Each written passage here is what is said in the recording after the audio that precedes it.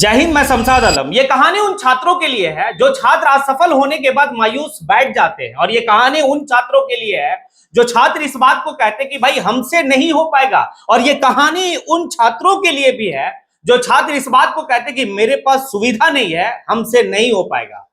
हमें लगता है कि इस कहानी को सुनने के बाद जो छात्र मायूस होकर घर में बैठ गए हैं वो फिर से अपना एनर्जी लगाकर वो जो है कि तैयारी में लग जाएंगे। आज इसी कहानी को आप लोग सुनिए, काफी कुछ सीखने को मिलेगा। चलिए समझते हैं कि आखिर ये कहानी क्या है। दरअसल बात यह है कि 2025 का यूपीएससी एग्जाम का रिजल्ट आता है, और रिजल्ट आने के बाद जो है कि काफी लोग जो है कि भाई इसमें कामयाब होते हैं और काफी लोग नाकामयाब होते हैं। लेकिन एक व्यक्ति जो कामयाब हुआ है उसकी कहानी मैं बताने वाला हूं, और वो व्यक्ति और कोई नहीं है, इसी बिहार का नवादा जिला का अकबरपुर प्रखंड का रहने वाला रविराज है। रविराज जो है कि ऑल ओवर इंडिया में उनकी जो रैंक आती है वो 20वां रैंक आता है।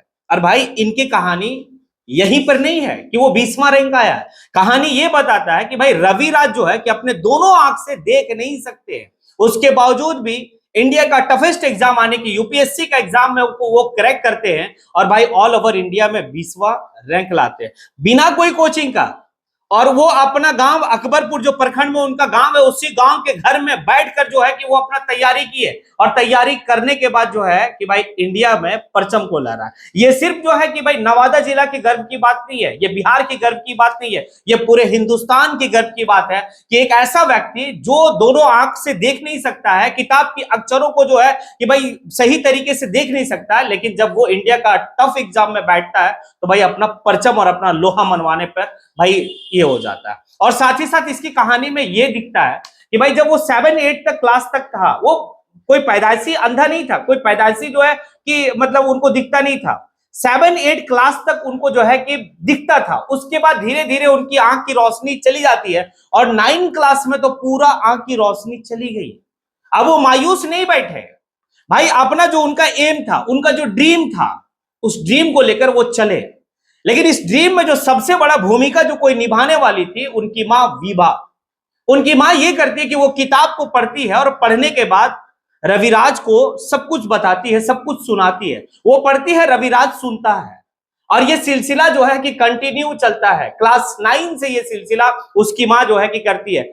रविराज अगर स्कूल जाता है तो उसकी मां भी जो है कि स्कूल जाती है। रविराज अगर कॉलेज जाता है तो उसकी मां भी कॉलेज जाती है। और रविराज को अपने घर से बाहर वो जाने नहीं दी, कहीं कोई कोचिंग में एडमिशन नहीं करवाई, अपने घर में ही रखकर उसकी मां उसको पढ़ पढ़ के सुनाती थी, और वो जो है सुन सुनकर जहन में बैठाता चला गया।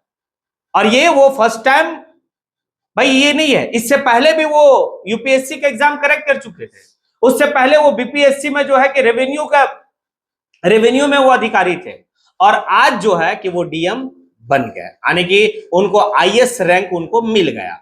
अब ये चर्चा सिर्फ जो है कि नवादा जिला में नहीं है, ये चर्चा पूरे हिंदुस्तान में है कि एक ऐसा व्यक्ति जो दोनों आंख से देख नहीं सकता है, लेकिन जब चाहा तो भाई राह खुद बनता चला गया। आखिर वो लोग जो इस बात को सोचते हैं कि हमसे नहीं होगा, हमारे पास जो है कि वो सुविधा नहीं है, एक बात बताइए, उनकी दोनों आंख की रोशनी चली गई, वो जो नेचुरल चीज है वो छिन गया, उसके बावजूद भी इंडिया का सबसे टफ एग्जाम को सिर्फ निकालता ही नहीं है, वो ये रैंक लाता है जिस रैंक के हिसाब से कि भाई बड़ा बड़ा पोस्ट भी जो है रविराज भाई को ये बात कहेगा कि आओ और हम में बैठो।